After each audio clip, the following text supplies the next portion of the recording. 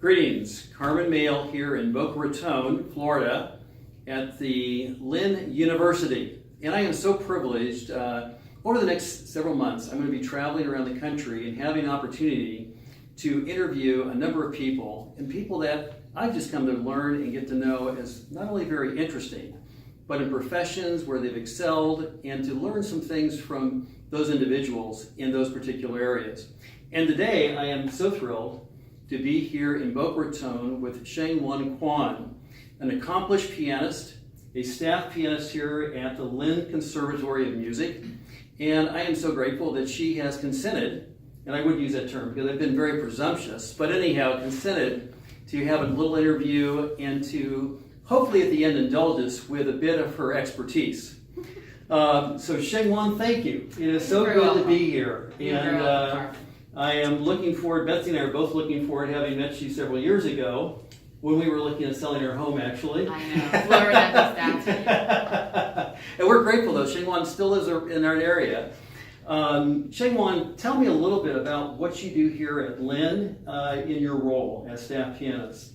Sure. The Conservatory of Music at Lynn University is a very prestigious music institution and is one of the few in the States that offers full tuition to the students here. We're a very small but very intimate type community. We have only about 110 students here, and that gives us, the faculties and staffs, lots of chances to work and get to know the students personally. Students from around the country or the world? Yes, and the whole university has a record of maybe over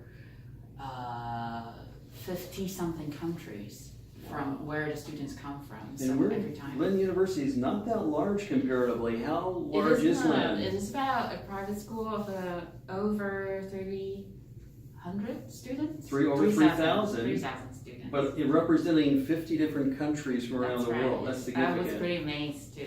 Being an international student myself, back when I was younger, and having been in all the different major cities and the conservatories, I know how musically diverse, culturally diverse the music circle is. So I'm actually very happy that the students at Lynn get to enjoy that versatile background. That's very interesting.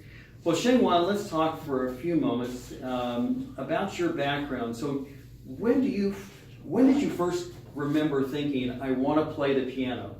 Has that been something that's always captured you? Tell me a little about that. That something was already in the household, in my home, because I have an older brother who started with the Yamaha piano training, and my parents was able to purchase a Yamaha upright, so the instrument was there. So I remember seeing pictures of my young self just sort of crawling on top of the instrument. So that must be how I got to start on that. But it's being sort of the thing that our family just sort of picked up on it, and ever since that, it's been pretty smooth. I haven't really thought about doing something else other than music.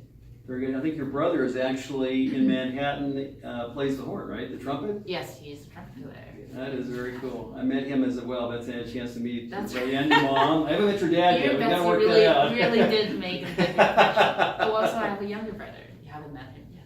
And does he play anything? He used to play the violin. We'll have to work with him. Yes, All right, okay. One day we'll get to that. So let me ask you this. Obviously, doing what you do, Yes. not only being a teacher, but being a professional on stages, and I will say throughout the world. You've played at you performed at the Kennedy Center. There are other performances that you've done. You're in line, I think, if I'm not mistaken, for a doctoral dissertation at Peabody. Am I correct? Yes, I got my DMA degree as the Doctor of Musical Arts from Peabody. And that's another incredible journey.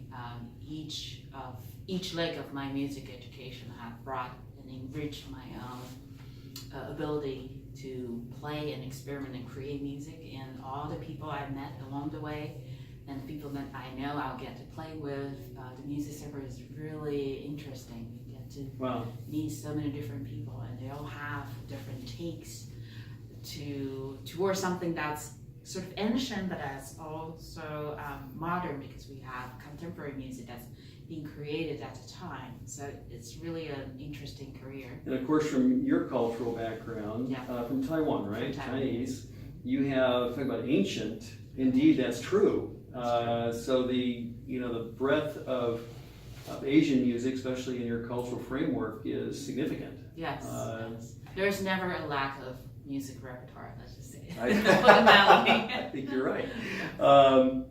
Let me ask you this. So to get to that point, you have your doctoral degree, you perform on stages throughout the world, United States, you attended prestigious universities and then now work at one. What early on habits or commitments did you make that allows you to get to this point? Well, I think besides being told at an early stage to go through your practice routines and go through the necessary end of semester recitals or juries and all that, it was important to keep myself engaged in this subject because music, just like sport, is a discipline that needs a lot of devotion and concentration. So all what I could remember from my own self is that I need to keep myself interested. It's something that I know that I love to do. So I wouldn't mind spending time really to decode what it is besides just getting your fingers moving. What is it that makes your finger move and why do you want to move in certain ways? Why do you want to create this expression differently than what your teacher's doing? Because otherwise we'll just be producing the same products. There's no point of getting it done if there are already so many different recordings of the same work being done, right? So we're all thinking about giving our own self, trying to reproduce what the music masters created out there, but still inject some sort of personality into it and leave our own records with it. That is, I've never really considered that before, but reality is that you're not simply replicating what you've been taught. Yeah. And you want to kind of decode, in your words, what is it that drives you to modify, to add to that which you've learned or that which you've heard across the ages, actually. And there are different types of music you can play. There's the solo repertoire that you can play just by yourself, but there's the orchestra works that is comprised of a group of 60, 80, sometimes 80, or singers, over 100 people, all getting together at that moment to create something. Or it could be as intimate as a duo setting, just you and one other person. There's all these different variations.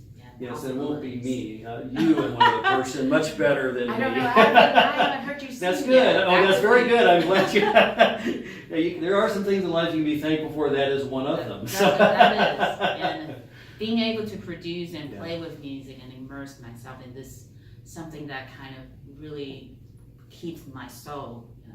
Well, let's talk about it. Let's tag on that for a minute. So what to do this requires, as you mentioned, alluded to, discipline. Yes, you have to at least get a basic down. Your techniques, your skills, your knowledge. So you wouldn't be playing Bach with the way that people sing, the contemporary pop music. You wouldn't rap Bach. You gotta know what was the performance practice of the time, what were people doing at the time, how was the music created, what was the background, all this interesting cultural context. What would you say continues to inspire you or drive you to do this? It really makes myself feel better every time I play music. You love it? I do love it, and it's great. Every time I play with somebody, it's a different experience, and it's the fulfillment that you get, and being able to know that you're keeping something alive, beautiful, and the appreciation you get from the audience that you perform to is always very overwhelming. It refreshes you, clings you every time. It's obvious just in the way you express it. That's and I'm sure it's the same with every artist trying to do something. But it's not to say that, this is such a higher calling than the others. You gotta find something that entertains you, that captures you, that makes your career and life meaningful. And for me, music happened to be that. So looking back on the numbers of places that you performed, is there one that in your mind will always stand out? I guess there are two different kinds. There's the one that you step into a famous concert hall. For me, that could be when I was a contestant for the 2010 Chopin Warsaw competition. In Warsaw? And the moment I stepped onto the stage and you were greeted by the audience and there were cameras, TVs. What was the setting? What was the context? Was it an old concert hall? The big, I think it was the Philharmonia Hall. The Philharmonic Hall in Warsaw. It was just different. You know that, this is an audience that just kind of encourage you. And this is where all the traditions happen. Sure. But there is also the place where you go into a local setting, but the audience were also so enraptured. And they came up to you afterwards, shake your hand, and express how your music touched me, and that's just a different sort of validation that it's good that my work has meaning to others as well. So you work with students. I do. And there's some of us out there that go, millennials, I don't know how I would teach them. What encouragement you would give somebody that says that they're maybe talented in either piano or in any field? Mm-hmm. What would you want to say to a person saying, I want to do something similar to what Sheng-Yuan Kuan does. I want to perform in the arts. What word of encouragement or advice would you give them? I would say keep making sure that you're improving yourself. Doesn't matter what level you are. If you're a beginner, make sure that you go through all the drills, the techniques, because without the techniques, even though you have the passions, you get frustrated that you're not able to execute it. If you're already somewhat comfortable in knowing that, you're pretty good, then look for the great masters. What is it that you get touched when you hear a performance, and would you be able to replicate that? You're always trying to look for the next step, how you can better yourself. And we should be always humble servants to the actual music. It's the music is printed on a page, but we're the ones that have the obligation to bring a life out of that. So always know that even though we play beautifully, but the music is even better. And trying to do that, and then you don't have to do the same way that your teacher does. Go through this, go through that, and that. Whatever works for you. Each of us has a different ability to dig out what works for us, what takes. And I would just say, explore yourself and make sure you're always interested, and be smart about your diligent practices. Wow. Well, Sheng-Yuan Kuan, thank you so very much. You're welcome. And it's a pleasure to be here with Sheng-Yuan at the Conservatory of Lynn University in Boca Raton, Florida. And now, as a presumptuous American I will be, would you indulge us with maybe even a brief piece? Certainly, I can play something up. I'm going to get out of the way, though. I don't want to do Of anything course. to interfere with the artistic expression. I don't think I'll be so wild. You're pretty safe. But thank you very much, Sheng-Yuan. It was a welcome. pleasure and a privilege, and I know that all those that see this will be appreciative of the input you've given, and will value your the expertise, and look forward to hopefully hearing you one day in person. Likewise. Go right ahead. Thank I'm you going to very step out of the way here. Go ahead.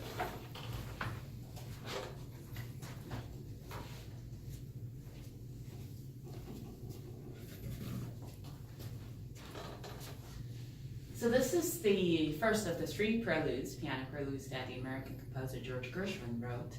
And you might recognize some of the tunes because it's being adapted into different instrumentations. But from this period, it's around 1925, so there's a lot of quirky rhythms, jazzy kind of sounds. So I hope you Oh, it sounds lovely. Yeah, Gershwin, fabulous.